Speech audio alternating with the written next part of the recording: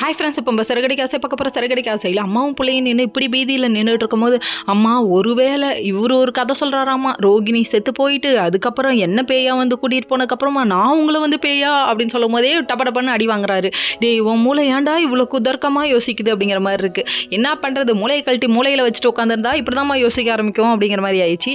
இவர் முனியாண்டி விலாஸ் மாதிரி யோசிக்க ஆரம்பிச்சிட்டாரு அப்படிங்கிற மாதிரி ஆயிடுச்சு. சரி விட்றாப்பா சாமின்னு சொல்லிட்டு யோசிச்சுட்டு இவங்க 2 பேர் பயந்து நடிக்கிட்டு இருக்க டைமில் ரோகிணி பேய் மாதிரி வந்து நிற்க கத்த. அதுக்கப்புறம் இவங்கெல்லாம் கத்தி முடிச்சதுக்கப்புறமா ஏன் இங்கே வந்து நிற்கிறீங்கன்னு சொல்லி கேட்க, ஒரு மொட்டை கடுதாசி வந்துருச்சு ரோஹிணின்னு மறுபடியும் சொல்ல, ஐயோ இவன் திறந்த மாட்டான் நாட்டுக்கு அப்படிங்கிற மாதிரி ஆயிடுச்சு. இன்னொரு பக்கம் மறுநாள் விடிஞ்சு ரோஹிணி என்ன பண்ணுறாங்கன்னா போய் வீடு வாடகைக்கு தேட ஆரம்பிச்சிட்டாங்க. அங்கே போனால் என் ஹஸ்பண்ட் துபாயில் இருக்காரு, அங்கே இருக்காரு, ஜப்பானில் இருக்காரு, ஃபாரினில் இருக்காருன்னு போய் மேலே போய் உருட்டுது இந்த பொண்ணு உருட்டு தாங்க முடியாமல் அவரே இருந்துட்டு சரி பரவாயில்லம்மா நான் தரேன், ஆனால் வாடகைலாம் குறைச்சிக்கவே முடியாது அப்படின்னு சொல்லிட்டாரு. சொன்னதுக்கப்புறமா உங்கள் 3 பேத்துக்காக நான் கண்டிப்பாக தரேன் அப்படின்னு சொல்லிட்டாங்க. சரி இதெல்லாம் ஒரு பக்கம் இருக்க. இன்னொரு பக்கம் என்ன சொல்கிறாங்கன்னா, அதாவது நம்ம மீனாவை பற்றி காமிக்கிறாங்க. மீனாவுக்கு தான் இறக்க குணம் அதிகமாப்பா அப்படிங்கிற மாதிரி இருக்குது. அதாவது இவங்க போயிட்டு அந்த தாத்தா பாட்டிக்கு டெய்லி சாப்பாடு கொடுக்கலன்னு சொல்லிட்டு சாப்பாடு எடுத்துகிட்டு போய் நிற்கிறாங்க.